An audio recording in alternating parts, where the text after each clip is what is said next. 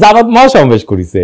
তো এই সমাবেশের তাৎপর্য কি? মেলাজন মেলা হিসাব পত্র দিচ্ছে। আমি হিসাব নিয়ে পরে আসিছি, পরে একটা এপিসোড করবো নি যদি টাইম পাই। আসেন এমনি সমাবেশের তাৎপর্যটা বুঝে দেখি। এই যে বাঙালি জাতীয়তাবাদ এবং জয় বাংলার লোকেরা, এদের কিন্তু গভীর বেদনার দিন ছিল। তারা মুখে কিছু কয় নাই, কিন্তু আমি জানি তাদের হৃদয়ের ভিতরটা থমথম করেছিল। এবং অনেকের জন্যই, যারা 1971-কে মুক্তিযুদ্ধকে এখনো অন করে, তাদের জন্য একটু অস্বস্তিকর দিনটা। কেন জানেন? যে ঢাকা রেসকোর্স, ওইখানে জামাতে ইসলামী সভা করছে, যেখানে 7ই মার্চে শেখ মুজিব সোহরাওয়ার্দীর বডিগার্ড ভাষণ দিছিল। ওইটা কিন্তু তাহলে একটা নিছক সমাবেশ থাকে না, এইটা একটা রূপক অর্থে পুনর্দখল হয়ে যায়, নীরব পুনর্দখল, সাইলেন্ট রিক্লেমেশন হয়ে যায় জামাতের পক্ষ থেকে। তো সেই 7ই মার্চে যে শেখ মুজিব ওইখানে ভাষণ দিছিল, ওই দিন শেখ মুজিব কেবল একজন নেতা ছিল না, সে ছিল একটা জনরায়ের প্রতীক। বাঙালি মুসলমান নিজেদের প্রয়োজনে ভোট দিয়া তারে মুজিব বানাইছিল, নেতা বানাইছিল। এভাবেই কিন্তু নেতা বানায়, নেতা তৈরি হয় না, নেতা বানায়, জনগণ বানায়। যদি মাওলানা ভাসানী 70-এর নির্বাচনে অংশ নিতেন, তাহলে ইতিহাস হয়তো অন্যরকম হইতো। মুজিবের জায়গায় রেসকোর্সে দাঁড়াইতেন ভাসানী। তার মানে রেসকোর্স ময়দানের প্রতিটি জমায়েত, প্রত্যেকটা উচ্চারিত শব্দ 71 সালের এক নীরব হিসাব, 71 সালের একটা হিসাব নিকাশকে কিন্তু ছুঁয়ে যায়। এই জায়গাটা কেবল জয় বাংলার না, বরং বাংলাদেশি আত্মপরিচয়েরও প্রতীক। কিন্তু 1976 সালে 7ই মার্চে ওইখানে জামায়াতের সমর্থকরা পাকিস্তান জিন্দাবাদ স্লোগান দিয়েছিল, কনফেডারেশনের দাবি তুলেছিল। তখনও কিন্তু জামাত আনুষ্ঠানিকভাবে দল হিসেবে আত্মপ্রকাশ করেনি বাংলাদেশে।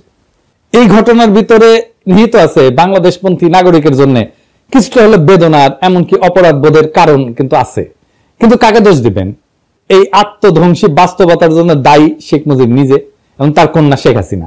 কারণ তারা জনগণের ভোটের পরিবর্তে ভরসা করছে ইন্ডিয়ার উপরে, এবং কলকাতার চিন্তকদের ইন্টেলিজেন্সিয়ার মাধ্যমে বাঙালি জাতীয়তাবাদকে আমদানি করে আমাদের উপরে চেপে দিছে কলোনিয়াল তালুকদারির উত্তরাধিকার হিসাবে, যার ফলাফল বাংলাদেশের মুসলমানরা তাদের প্রত্যাখ্যান করছে। সত্যি কথা বলতে, যদি আওয়ামী লীগ 1975-এর পর গণতান্ত্রিক ধারা ফিরে আসতো, আর কলকাতার ইন্টেলিজেন্সিয়ার পরামর্শে বাঙালি জাতীয়তাবাদ চাপাই নাই দিয়া বাংলাদেশি চেতনাকে বিশ্বাস করত, যদি তারা জিয়ার তুলনায় আরো গণতান্ত্রিক হওয়ার দিশা বেছে নিত, তাহলে আজ তাদের এমন ভাবে উৎখাত হইতো না।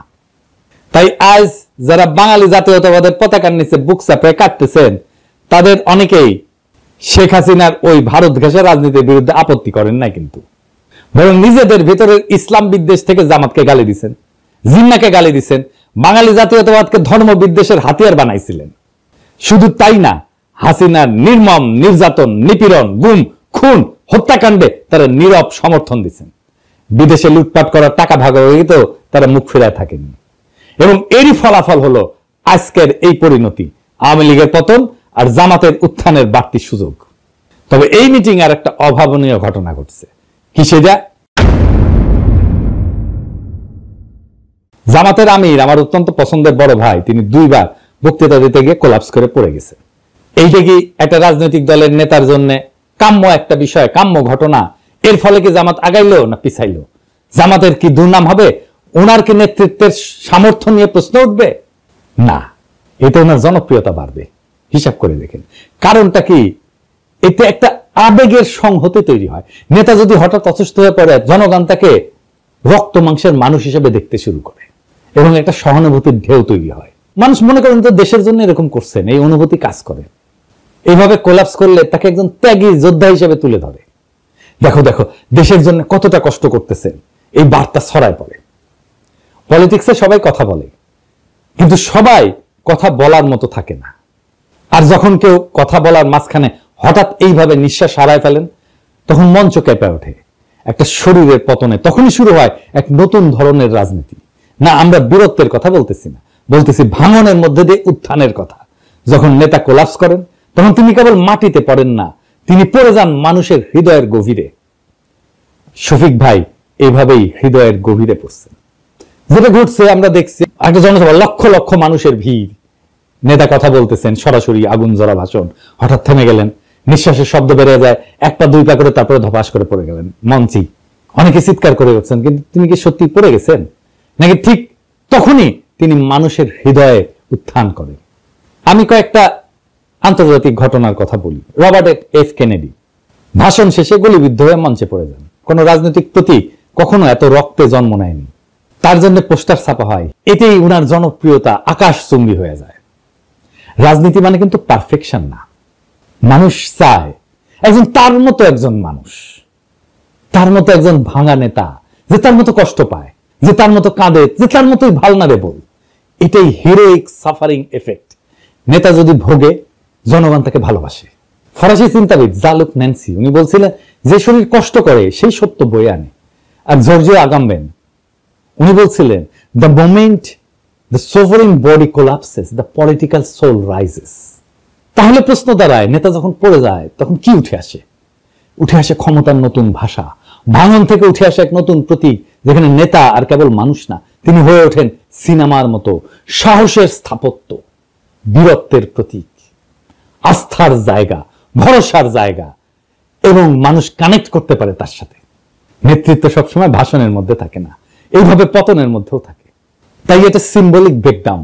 ফরাসি দার্শনিক রোলা বার্ট বলছিলেন যে মৃত্যুর কাছাকাছি যাওয়ার প্রত্যেকটা মুহূর্ত একটা রাজনৈতিক পুনর্জন্মের আভাস দেয়।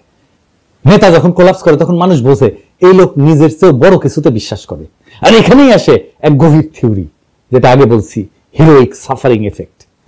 নেতা যখন কষ্টে পড়ে তার প্রতি সহানুভূতি বাড়ে, আর সহানুভূতির সাথে আসে বিশ্বাস। বিশ্বাস থেকে তৈরি হয় কারিশমা। জার্মান সমাজবিজ্ঞানী ম্যাক্স ওয়েবার বলছিলেন, কারিশমা হচ্ছে এক ধরনের ঐশ্বরিক বা অতিপ্রাকৃত বৈধতা, যা দুর্দিনে প্রকাশ পায়। নেতার শরীর যখন হার মানে, মন তখন কথা বলে, আর মনই তখন জনগণের সাথে একাত্ম হয়ে যায়। সুতরাং নেতা যখন তার ভাষণের মঞ্চে পড়ে যান, তখন আমরা যদি দুঃখ করি তাহলে কিন্তু আমরা ঘটনাটা বুঝি না। আর যদি ভাবি উনি দুর্বল হয়ে পড়ছেন, তাও ভুল। কারণ নেতা আসলে তখনই সবচেয়ে শক্তিশালী হয়ে ওঠেন, তখন তার শরীর চিত হয়ে পড়ে থাকে আর জনগণের মন তার দিকে ঝুঁকে পড়ে। রাজনীতি কেবল শব্দের খেলা না, এটা কখনো কখনো শরীর ভাঙার বিনিময়ে মন জয়ের কাহিনী। শফিক ভাই মানুষের মন জয় করে ফেলছেন। উনি মন জয় করার মতোই মানুষ, একজন অত্যন্ত উঁচু মনের মানুষ, একজন অত্যন্ত ক্যাপাবল লিডার। শফিক ভাই দ্রুত আরোগ্য লাভ করেন, আবার রাজনীতির মঞ্চে ফিরে আসেন। আমাদের অনেক কাজ করতে হবে একসাথে, সেই কাজে শফিক ভাইকে দরকার, শফিক ভাইয়ের মতো নেতা দরকার, শফিক ভাইয়ের মতো মুরব্বী দরকার। আমরা চাই আমাদের নেতা আমাদের মতোই হোক, আমাদের মতোই রক্ত মাংসের মানুষ হোক, আমাদের মতোই দুঃখ পাক, আমাদের মতোই কষ্ট পাক, আমাদের মতোই কান্না করুক, আমাদের মতোই ভালনারেবল হোক। আমাদের রাজনীতিতে সেই রকম নেতা সবাই হয়ে ওঠেন। আমরা সেই কামনা করলাম, সেই নেতারাই আগামীর বাংলাদেশ নির্মাণ করতে পারবে।